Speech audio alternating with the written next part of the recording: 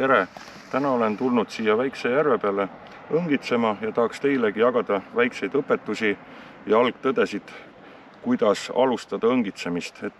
Kindlasti õngitsemise puhul on üks tähtsamaid tegureid on põhja loodimine, sest teadupärast latikas, linas suuremad kalad toituvad põhjast ja on väga oluline, et teie konksusööt satuks nüüd õigele sügavusele, et kalada sealt ära võtaks.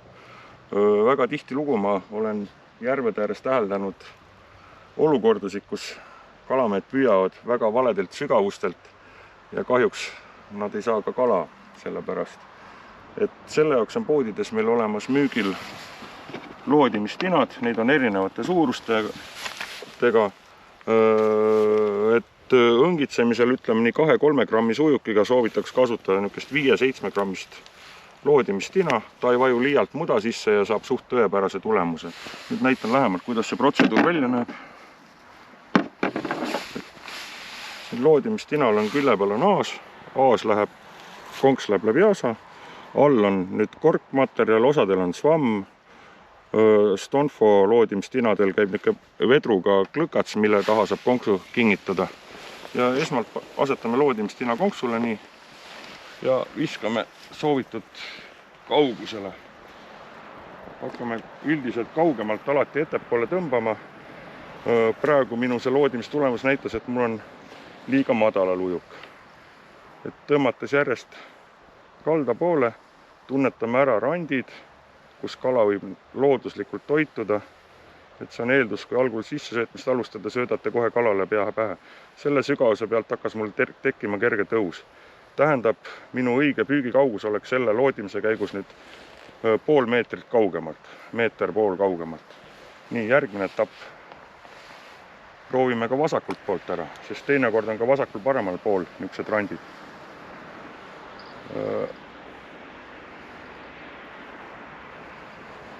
Nagu loodimine näitab praegu, siis on meil tegu suht ühtlase põhjaga. Kerge tõus on kalda poole, nii vasakul pool ka samamoodi. Nüüd proovime ära parema poole.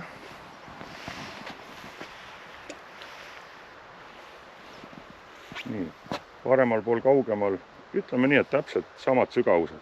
Aga väga paljudes veekogudes ta paraku nii ei ole ja tuleb leida see sobivam koht oma püügi söödaplatsi jaoks. Nii, järgmine etapp, kuna mul oli ujuk soovitud püügikausel liiga sügaval, siis ma tõmban ujukut nii palju, nagu ma tundsin ülesse poole. Eeldades, et mul on ujuk nüüd reguleeritud selle, et nii palju jääb veest välja, siis võiks ka loodimistina all jääda nii. Pärast korrigeerin natukene, et mu konksu söötaks 1-2 sentimeeter põhjast. Praegu tõmban natuke sügavamale. Nüüd ma loodan, et on saavutatud täpselt see sügavus, püügi sügavus, et konks asetseb mul seal 1-2 sendi kõrgusel põhjast. Mingi rohu taha jäi.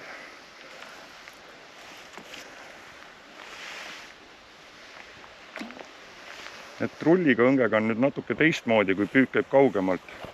Siis tuleb neid viskeprotseduuri päris palju korrata, et saada see tõepärane tulemus. Ja kiires voolus on samuti, et kasutatakse nüüd raskemaid loodimistinasid 20, 30, 40 grammi isegi. Nii. Nüüd ma saavutasin soovitud sügavuse. Järgmine etapp. Kui ma tahan pärast sügavustega mängida, eriti oluline on see nüüd väiksema kalapüügil, särjepüügi puhul, et hakkan korrigeerima püügi sügavust vastavalt vajadusele, kus pinnas see kala särg asub. Väga haruharva võtab ka latikas muidugi ülevalt. Selleks ma kasutan spetsiaalset markimispliiatsit. Tõmban sama koha peal, kus mul ujuki koht on, tõmban ridvale. See on kollane värv. Tegelikult poodidest võib osta ka niisugused rasvakriite või mida iganes. Nii, nüüd on meil olemas püügi sügavus, kus me püüdma hakkame. Järgmine etapp. Tõmban ujuki sellest püügi sügavusest ülesse poole. Nii. Ja viskan sinna püügiplatsile, kus mul oli loodimiskoht. Nii. Nüüd on mul ilusti näha ujuki näol orientiir, kuhu ma oma söödapallid viskan, sest siis on parem tunnetus ja ei ole ohtu, et viskate söödapallid liiga laiali. Seejärel teen omale söödapallid. Särjepüügi puhul soovitan niisugune 4, 5, 6 palli sisse visata. Kuna ma siin varasemalt juba söötsin, siis ma väga palju ei viska juurde. Ja kindlasti tuleks söödapallid visata alt käe, sest kui niimoodi visates, siis vee inertsis kandub söödapall edasi ja vajub teie püügiplatsist allapoole.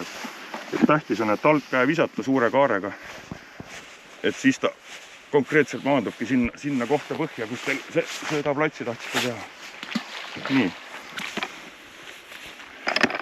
Ja nii lihtne ongi see põhja loodimine. Et vaatame, kas mul õnnestus saavutada täpselt see soovitud püügisügadus, kus see kala asetseb. Et võtan järgmise etapina, võtan selle loodimistina siit küljest ära.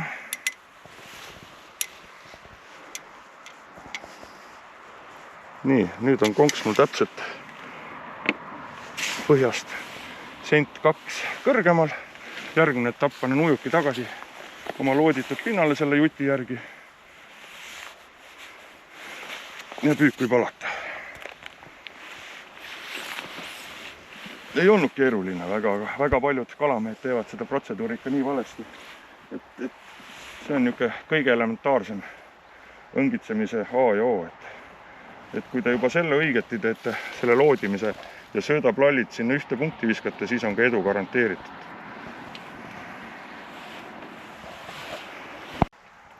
Järgmine etapp, et tihti lugu õngitsedes visatakse nüüd oma rakendust alt käe.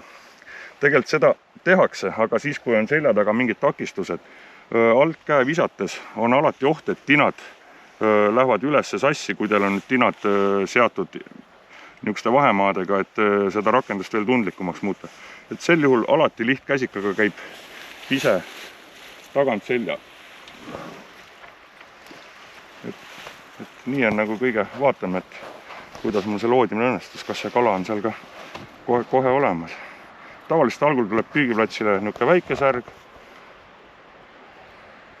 Suuremat kala tavaliselt tuleb oodata latikat, väga harva, kui toimub mingi esimese 10 minuti jooksul midagi. Tavaliselt latika järvedes läheb latika ootamisele 1-2 tundi, oleneb kellaajast, kuna te söödate. Särg üldiselt ilmutab ennast kohe. 10-15 minutit ja siis peaks juba särg platsis olema. Tundub mul üks väike võtt juba on seal. Jah, üks päris ilus särg tuleb.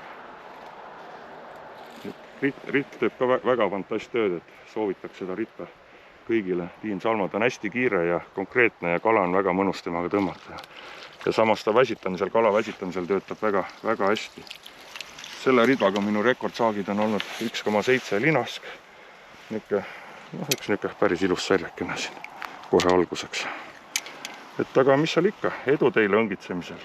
Üritage siis meeles pidada neid algtõgesid, et peatse kohtumiseni.